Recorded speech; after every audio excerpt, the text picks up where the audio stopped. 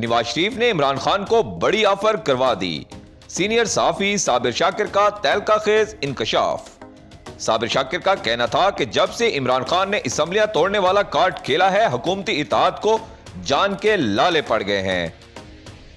जब तहरीक इंसाफ पर पाबंदी और इमरान खान को नायल करने की धमकियों ने भी काम नहीं किया, तब कप्तान के मुखालफिन को हिकमत अमली तब्दील करना पड़ी।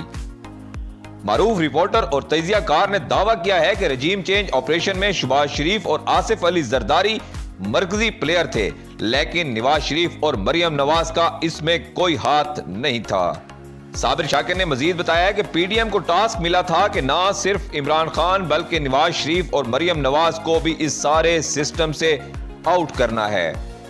साबिर शाकिर ने मजीद कहा है कि सारी गेम का पता चलने के बाद नवाज शरीफ ने इमरान खान को पैगाम पहुंचाया कि सारे मामलात आपस में तय कर लेते हैं।